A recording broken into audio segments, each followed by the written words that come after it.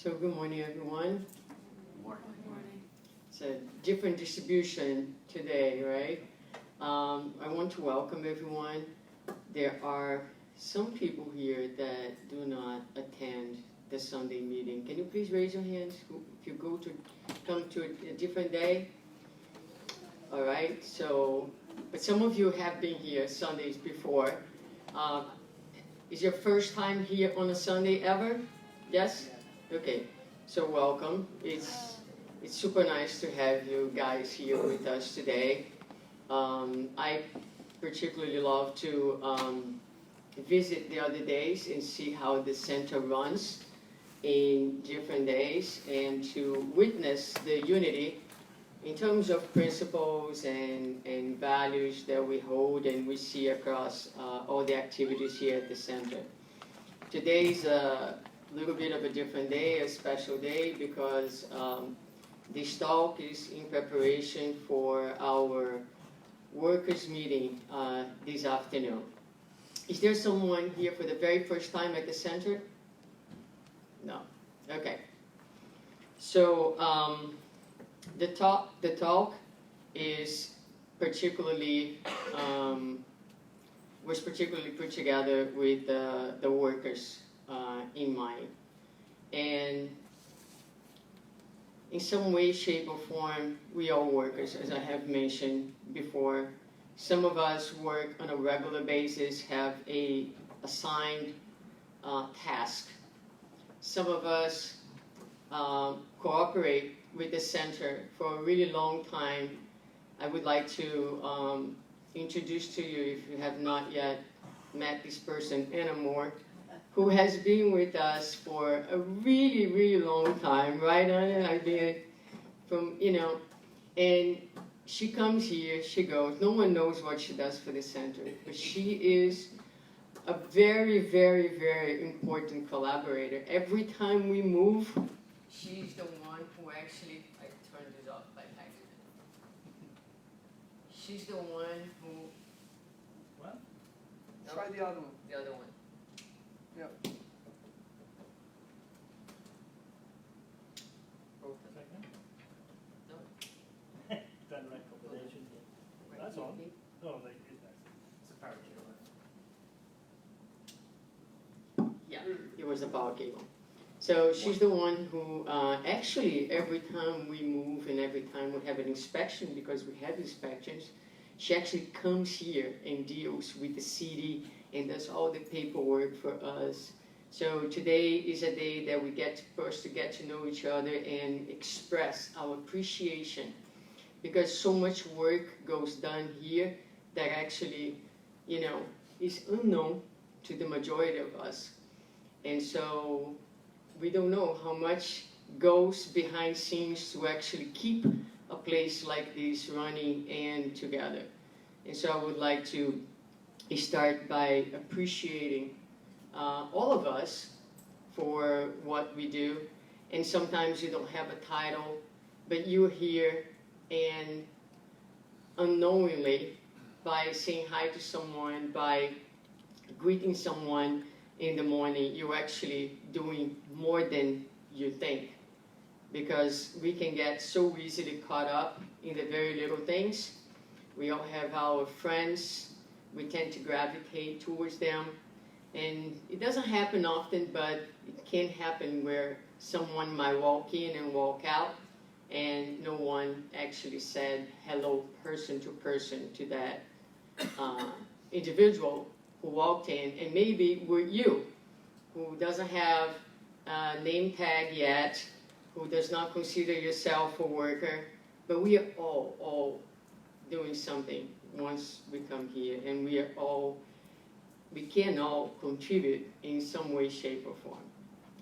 But running, and any time that we have people together, in any format, professionally, in our homes, and in a religious temple, in a spiritual center, we are dealing with lots and lots of trouble, right? So if you ask me, what is the biggest challenge in being in a spiritual center and being a worker of a spiritual center? Is it the rent? Is it finding a space when it's necessary? Is it remodeling? This is piece of cake because it comes and goes. It takes a little bit of sweat. It takes a little bit of extra work. But you know what? It gets done in 2 months, 3 months, whatever time, it's over. But there is something that never goes away. We never go away, right?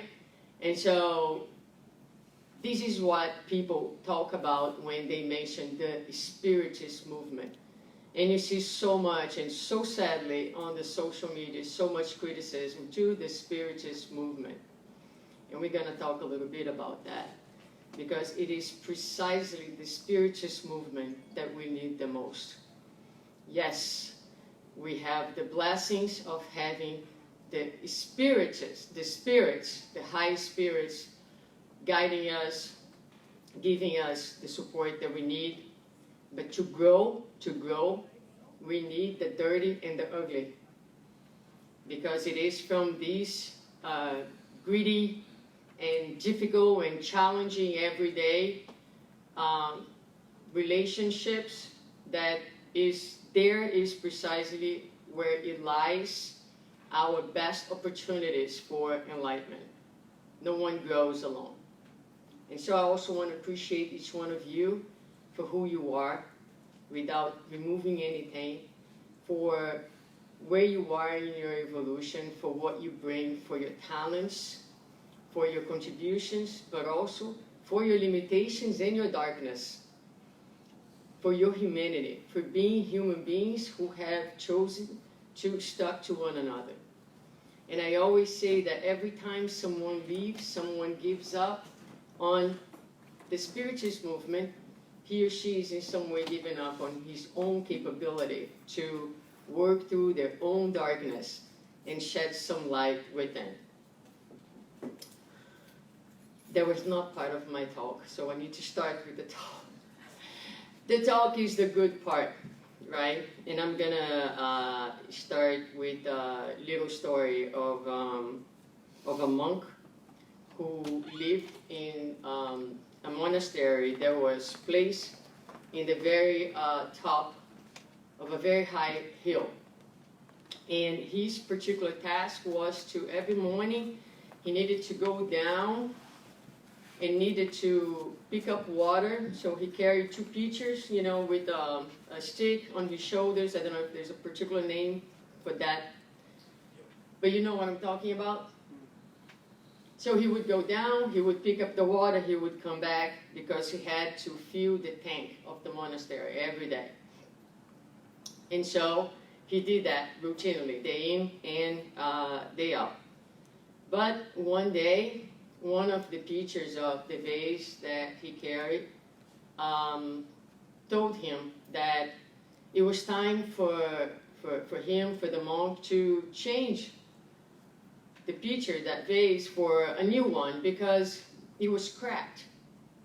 And so what happened is, as the monk walked up the hill, the water leaked, and it meant extra work for the monk, because he had to do many more trips, because that vase was cracked, right? And so the monk looked at the vase and said, "Have you ever paid attention to the way, to this trail that we do, going up and down each day?" And he said, "No." He said, "I want you to look closely." And as the vase looked at the trail that they routinely did, he noticed that there was a beautiful, beautiful, beautiful garden, flowers, many different flowers that have actually blossomed from all the water that had spilled on the way. And he said, "My superior every morning opens the window on the top of the monastery and glorifies God because of the beauty of the flowers that your crack has generated." And so the lesson here for us is that each one of us sitting here is that crack vase, right? And sometimes I hear people saying, I rather quit this function because I think someone else is more capable of doing that. And it's really interesting for us to think about that, because the mentors, the good spirits, I think if they could find better pictures and vases, probably they would, right? But they don't. For some reason, they have chosen us the way we are, with all our cracks. Not one, many cracks that each one of us has. Because besides the cracks, they always see in each us our potentialities, our talents, and our contributions. And that's how the spirits work with us. They see a utility, a function for this cracked vase. And this is a little different than the way that we look at one another. Because our tendency, as we relate to one another, is to focus on what? On the cracks, right? And that's how we have the doctrine of the spirits and the doctrine of the spiritists, right? So the way we relate in the spiritist movement is the doctrine of the spirits, precisely what I was telling us that we all need. We need that. We can go to the superior spirits and take courses with them and receive the light, get in touch with their light. But as I said 2 weeks ago, we are invited to shine our own light. We are not meant to be a reflection of someone's life. We are meant to shine our own light. And in order to shine our own light, yes, it's cool to be with them and to listen to their beautiful stories and their beautiful examples. But the question is, can we manifest the same? So we have to be with one another in the spiritist movement in order to, or in life. No, I'm saying spiritist movement because I'm in the context of what we are talking about today, in order to develop this life. But what compels us? Why are the spiritists so compassionate, right? They don't look at me and say, Suzana has too many cracks, forget about her, let me find somebody else. Thank God they haven't given up on me. But we give up on each other. And our look towards one another is most often, very often, focused on the cracks. The question is, why do we do that? And there are many reasons why we do that. And that could be a lecture in itself, because it's very complex. We are very complex beings. Sherry will get home and will say, that was so, I don't like when you simplify things to one word. That's the psychologist, right? So I'm saying that I cannot even, to provide the right answer, we would probably need a psychologist to speak about it, human psychologist. But I want to pick up on this particular word, envy, because it's a feeling that is very challenging, and it's very difficult to recognize. So if I would say to you in a scale of 0 to 10, how much envy do you experience on a day-to-day basis? Many of you probably would say, I'm not necessarily envy. That's how disguised it is. Envy is in all of us. And it's a very, very powerful feeling that we all have. But we don't know how it manifests. I have done some other work with pride where I have challenged the public to say, yes, we come to the Spirit Center, we speak about pride day in, day out, over and over and over and over. Give me an example on your day where pride has manifested. Very few people can come up with some good examples, which means that we are getting all this knowledge and still completely illiterate, thank you, in the realm of feelings, because we can only transform what we recognize as a problem. If you don't recognize that as a problem, or you say, oh yes, pride is a problem, but you cannot identify the manifestation in you, the work hasn't even started yet. You're just studying theories, but really like not being able to do anything with it. So it's not the purpose of this particular lecture to go into that, but I would like to cite the work of Joana de Angelis when she says that she gives an example. She says it's very, very easy for us, and we are very good at that in spiritual movement. When you see someone who is down, who is in a place of lacking, in a place of frailty, we who are in a comfortable position, in a place of at least perception of abundance, so I have more than that person, we graciously move towards the one who is below us, let's put it this way, and offer help, offer a shoulder, right? Offer a hand. I'm here to help you. And she asked how easy it is for us when we are down, when we are lacking, to look at someone who is being successful, who is manifesting virtues that we don't have, someone who is particularly patient, who is particularly loving, who is particularly kind and generous and giving and flexible. I'm talking about all the virtues that I'm still attempting to attain.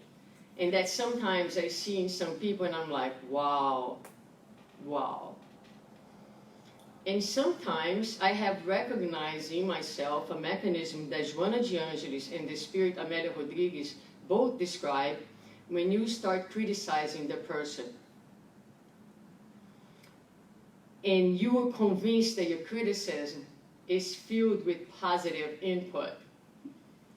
But deep, deep inside, you really, really envy something that you don't experience yet. And for some reason, you don't believe that you're capable of experiencing. Because what Dona Amélia Rodrigues, the spirit, is going to say is that as we see someone who is being successful, who has some virtues that we don't have, instead of putting the person down, instead of finding a reason to criticize, we should look for ways to get ourselves up to that position. That would be the altruistic way. Say, wow, this is so nice. Let me see what I can do so I can be that person who is more flexible. I can be that person who is more kind, more patient, right? But what do? We criticize. We want to bring that person down to where we are, as opposed to do the altruistic work of moving upwards in the direction of the divine, right? So this is very, very brief, but these are the words of these two spirits, Joana de Angelis and Amélia Rodrigues, who speak about these difficulties. Sometimes one of our workers is doing something very, very nice, and is joyful, is content with his or her accomplishments, and someone in the center, someone, you say, oh, she now is so different. It might be, but a lot of times, yes, we are different. We're supposed to be different. We're supposed to be joyful when we are doing something that took a lot of work and a lot of effort, and what's wrong with that necessarily? I mean, this example is not coming from me. It's in the book by Joana de Angelis. So I'm just transmitting what, the examples that she brings. So I think one way that we can identify those feelings is, look at our words. What are we saying? Why are we saying? And most importantly, what is the feeling, the true feeling behind what we are saying? And that takes a lot of work, because I will tell you, our egos, they make us believe that we are being, a lot of times, the absolutely most benevolent, altruistic human being on the face of earth. And we believe that. And many, many times we are incapable to really get in touch with the real feelings behind the words, the criticism towards the other. So, the long-term solution, not only for envy, but for pride or for anything else, would be self-healing and self-love. Would be our connection with God, where in a place of safety and centeredness, we can truly, truly appreciate every person with respect, without feeling threatened, without competition, and etc. But that's a long journey for all of us. So what I brought to you today is 5 different suggestions given by the Spirit Emmanuel in the book Living Spring, in different chapters of Living Spring. And all of them are going to look at this passage from the Gospel. As Jesus and his disciples were on their way, he came to a village where a woman named Martha opened her home to him. She had a sister called Mary, who sat at the Lord's feet listening to what he said. But Martha was distracted by all the preparations that had to be made. She came to him and asked, "Lord, don't you care that my sister has left me to do the work by myself? Tell her to help me." "Martha, Martha," the Lord answered, "you will worry and upset about many things, but few things are needed, or indeed only one. Mary has chosen what is better, and it will not be taken away from her." In a very quickly interpretation of this passage, the most common one, Martha is busy doing things. She's distracted from what is the most important thing, which is to listen to the truth, right? So in the concept of the spiritual center, we can also get very distracted in doing things and not pay attention to what is the essential, which is living the truth, which is taking everything that we know and making that honest effort to put in practice in our relationships. Because our relationships and the sentiment that we share, it is the base, it is the structure in which the material foundation is built. So if that base is not strong, nothing else that we do goes right, because it's a major, major crack, right? Going back to the... So that would be one way of like looking at it. So what is the only thing that is needed? And choosing the better part, what does that mean? So the one thing needed. So Emmanuel has in this book, Vine of Light, which is the only book from the series, Living Spring, that has not yet been translated, so hopefully soon. It's called Watch How You Live. It talks about the entire human existence is spiritual business, and life itself is a religious act. So what he's saying is like, this is not our spiritual business. Spiritual business is everywhere we are. Everywhere we are called, we're invited to be spiritual and to make our work, our family, all that is spiritual. All that is spiritual work, right? Watch what you do and do not forget to subordinate your desires to God in all the business that has been temporarily entrusted to you in the world. So, in this particular chapter, what he talks about is the need to follow God's laws. So wherever you are, and you're practicing your religion, you're practicing your spirituality, you ask yourself, what is God's laws? What does God expect from me? What will bring me peace and harmony, right? So in the spiritual center, the same sentiment needs to be driving our relationships. Maybe my instinct, my first impulse is to kill someone. You won't do it for two reasons. One, because death does not exist. You heard about that here sometime, right? So it won't solve the problem. That was just meant to be a joke. Now, the second one, now you guys fine. Okay, so the second one, which I lost my train of thought on that. All right. Oh, you won't do that because even though that sentiment is still in you, you have learned, right, that this is no longer what you want to do.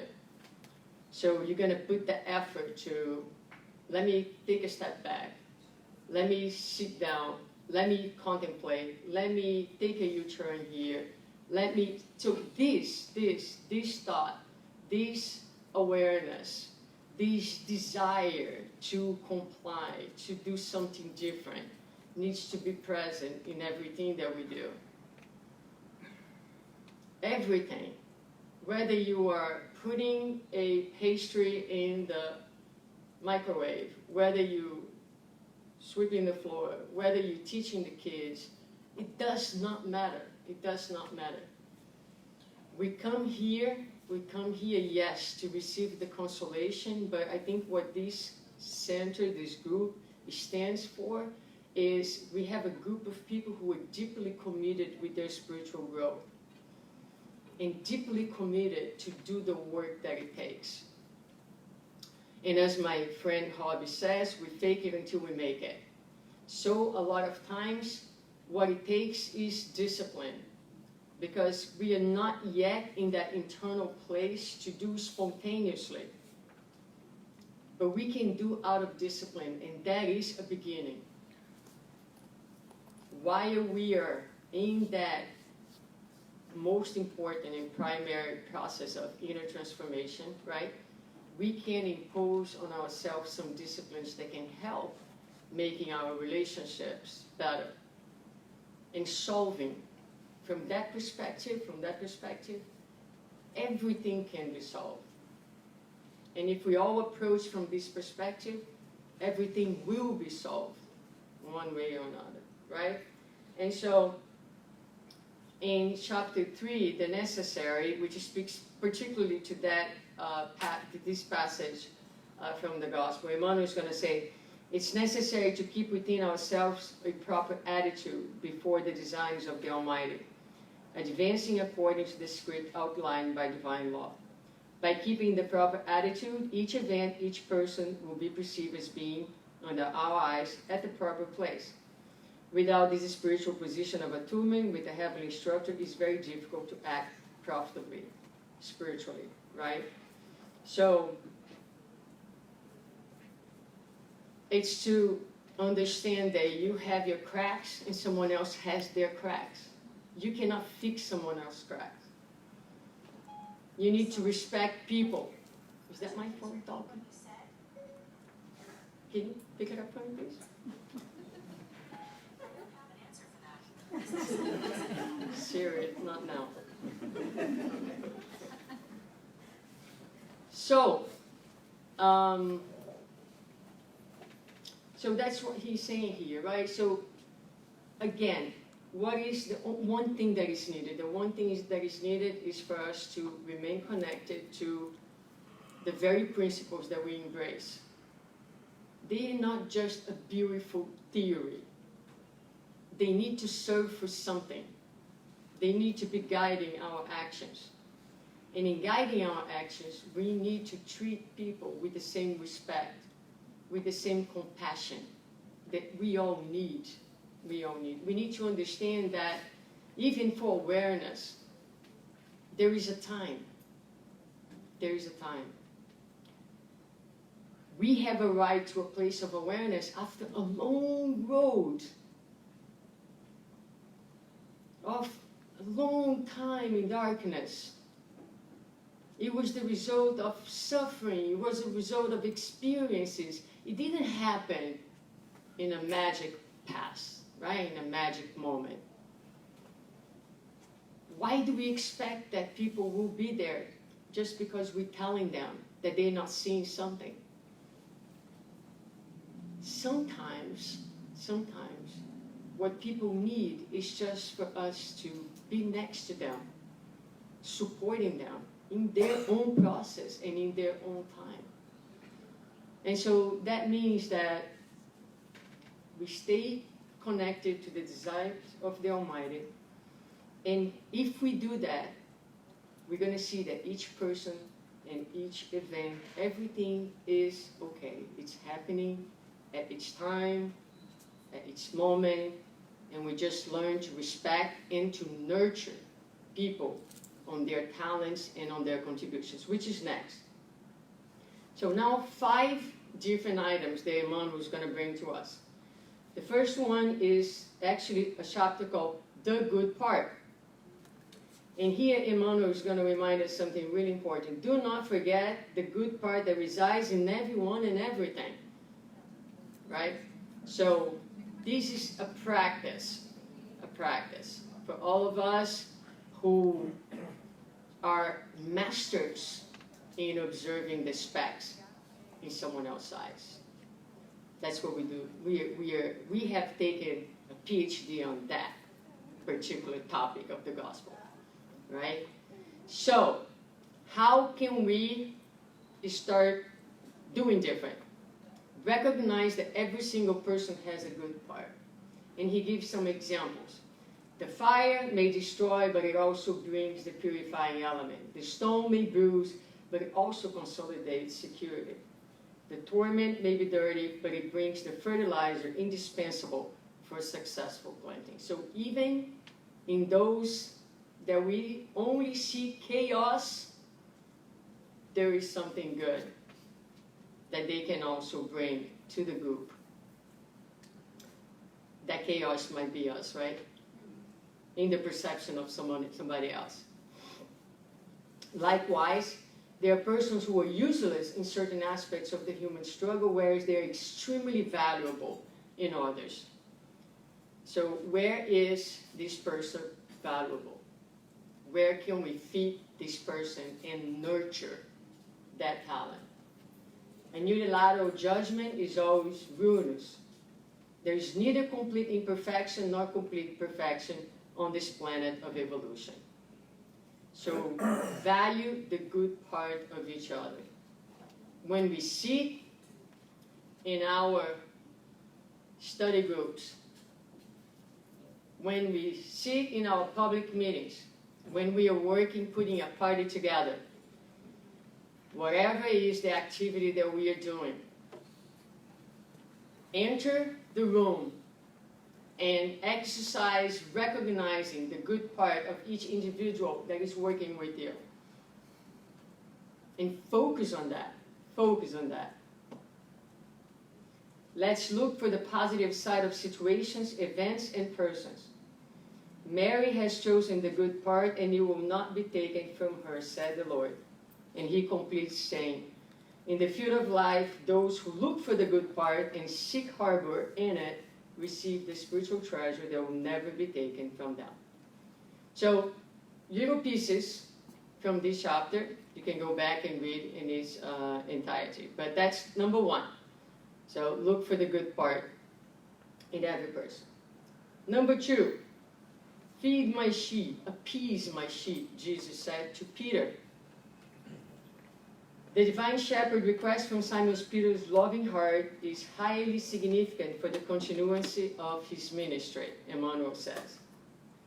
Now, he didn't say, discipline the sheep. He didn't say, yell at the sheep. He didn't say, criticize the sheep. He said, feed, appease, love the sheep. And that's what Emmanuel is going to say. No yelling or scolding, no prisons or gallows, no whips or rods, no punishment or imposition, no lamentation or despair. Peter, feed my sheep. That is to say, brother, support those who are needier than you. Do not let rebelliousness discourage you, nor condemn people's errors, from which beneficial teaching will arise later on. So what should be our approach? People are learning. We are learning. We are learning. We are learning with life. We are learning with relationships.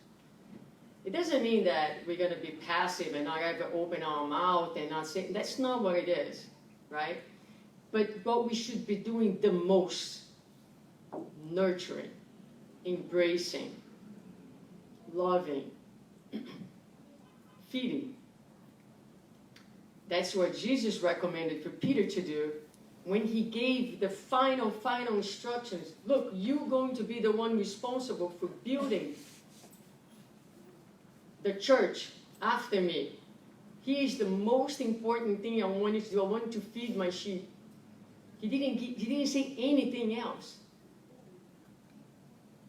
He didn't say trim their bushes or impose things. None of that. Right? Nurture. So I think that fits pretty well in the context of the center too. Are we nurturing one another? Help your neighbors instead of chastising them. Do not criticize, thus destroying. Support your neighbor's good side and go forward. Life will transform all evil into rubbish, and the Lord will do the rest. A lot of times we take upon ourselves the mission of the betterment of others, which is a very big illusion. Right? And it's a very ego-driven stance that we take. We barely manage our own selves, much less someone else's path and journey. So if we could only focus on nurturing and supporting, as Emmanuel is recommending, the good side of one another. So number 3, this is a very interesting one. By their works. Hold them in highest esteem and love because of their work. So Emmanuel is going to talk about something very common. He's going to say, we tend to devote more esteem to those who see life from our own point of view. Right? Right. Yes? Does anyone disagree with that? No. Our love is always warmest for those who espouse our own ways of seeing things, our ingrained habits, and our social principles.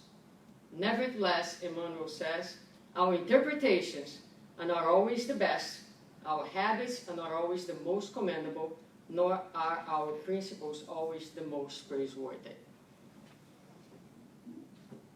Thus, we must disintegrate the shell of our selfishness in order to dedicate our friendship and respect to our brothers and sisters, not because of their emotional link to our personal itinerary, but because of their faithfulness to the common good. This is outstanding. This is outstanding. It's so powerful. Not because we must dedicate our friendship and respect, not because of the emotional link to our personal itinerary. You read from the same book that I read, right? So I love you, right? Come with me. I'll hold your hand tight. But you don't. What does that mean for a spiritist institution?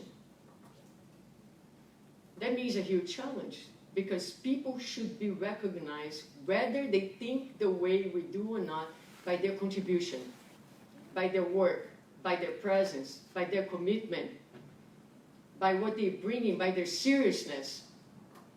Maybe we think very differently than them, but they deserve our respect and our friendship in the same way, because we are all here working for our Master with one purpose. And that needs to be the common denominator that brings us together. So above all, let us seek the company of others because of the works with which they benefit the space and time in which we live. Since there will come a day when we understand that the best companion is seldom the one who agrees with us, but is always the one who agrees with the Lord and collaborates with Him to make life better inside and outside for us. Right? So the problem here is that a lot of times we think that we're the ones that work in agreement with the Lord, and the ones that are, with us are doing the same thing, and everybody else is doing something different. But let's look at the work. Let's look at the contributions. And let's value that. Let's value that. Number 4. Be not deceived. All right. So here's another aspect. Do not be deceived about our common need for self-improvement. Many times, by overestimating our true worth, we see ourselves as privileged people in the art of spiritual growth. Oh, I teach a course at Conscious Living. I'm definitely a little ahead of these people who just come and listen to the lectures. Many times, people who are coming and listening to the lectures leave the center and do a lot better in their lives than we who are here speaking, because we're here speaking because we really need to be speaking about it, right? But we do fall into these illusions very, very often and very, very easily. In such circumstance, we often thoughtlessly forget that others are doing much more for the good than we are. Oh, because someone is not 3 times a week at the center, or is not doing some charitable work that is actually being promoted on Facebook. Do you know what that person do on a minute-to-minute? How much love he or she is spreading? How kind he or she is at work? So many good things are done. They're not recognized or seen. They're genuine, that we don't have a schedule to do. It's just done. And we don't even know. We never hear, right? Doesn't get any recognition. So let's keep that in mind. The firefly gives off tiny flashes in the darkness and imagines itself to be the Prince of Light, but then it discovers the candle flame that downs it out. The candle flame sits proudly atop a mantle and believes it is on the absolute throne of light. However, there comes a day when the electric lamp shines from the ceiling and obscures the flame. Do not exchange realities for appearances. So this is our appearance, right? We don't know what truly each one of us brings. Let us respect each accomplishment in each time and each person in his or her due place. Wherever we activate our inferior part, the shadow of others will be our company. From the point where we project our good part. Okay, so in this particularly message, Emmanuel is reminding that we too have a good part. So far we have talked about look at someone else's good part, right? Value people for the work that they do, but we also have a good part. So what we invite you to do is to project our good part and not our inferior part. Because when we do that, the light of our neighbor will come to meet us too. Let us correct whatever may be harming our inner peace, and let us extend our fraternal arms and thoughts in every direction, being sure that if we have faults and virtues, when judgment time arrives, we will always receive in accordance to our deeds. So again, he is calling us to focus on our own selves. We're going to respond for the good that we are promoting. You want light from your co-worker? You want light from the person who is working with you in here? Project your own light. When you approach that person from a place of darkness, of criticism, without recognizing his or her talents and contribution, when you diminish someone else, that person is going to respond with the same feeling. Most of the time, once in a while we are able to rise above. But most likely, when we project our shadows, we will meet darkness. And last but not least, let us seek the best. Why do you look at the speck in your brother's eyes?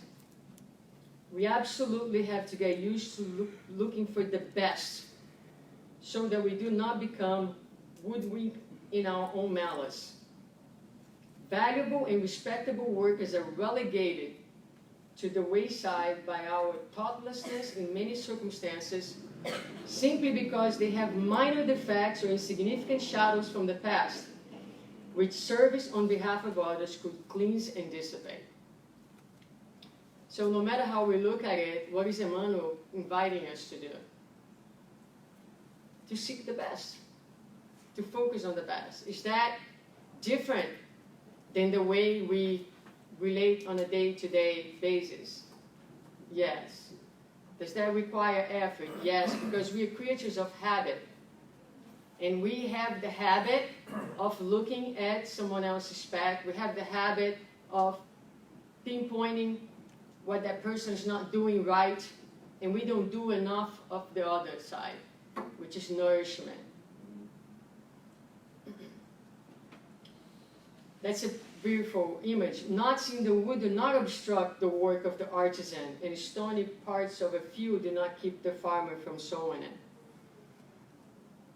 We all have stuff. We all have immense limitations, right? It is our job in here, the job of each one of us, to, despite the little knots, despite the stony field that we run across, to figure out how to get the best out of that field, despite of the stones. The Spiritual Center is a place of promotion, of human promotion. We are here to promote people, to elevate people. And so we do that by choosing the best part. What would become of us if Jesus did not forgive our daily wrongs and defections? Let us dedicate ourselves to the task the Lord has reserved for us in the spreading of the light and the good. And let us be convinced that by doing so, the speck that troubles our neighbor's eyes, just as the log that obscures ours, will spontaneously dissolve, restoring our happiness and balance by means of continuous renewal. It's such a, right, it's such a strong image. We are looking at these specks in someone else's eyes, incapable of seeing the log that blocks our own vision. So it's a safe approach. It's the best approach.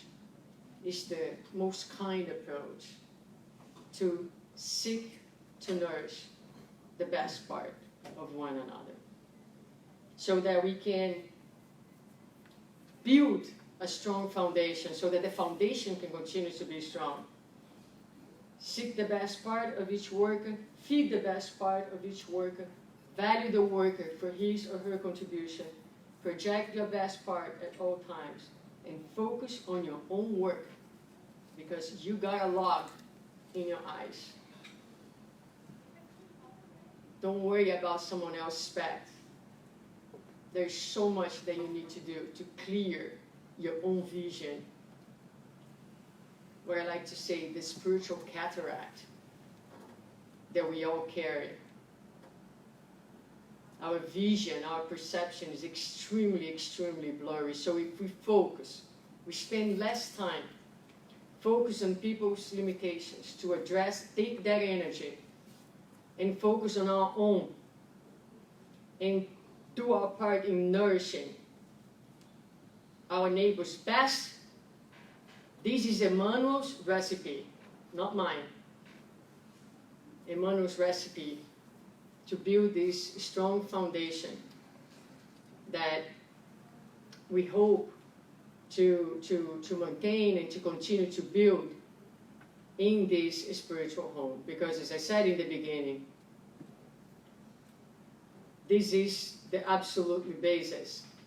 And nothing else, no matter how many Marthas we have in this center, is going to work if the Maria in us does not speak up, right? A good spiritual center is not the one that has 1,000 Marthas. He's the one that has as many Marthas as needed, but in each Martha there is a strong Maria who is guiding the actions, who is guiding their interactions,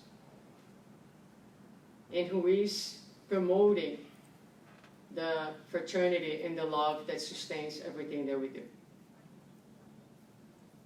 And that is the one thing needed. We need many, many, many, many, many Marias walking around in everything that we do, in everything that we say.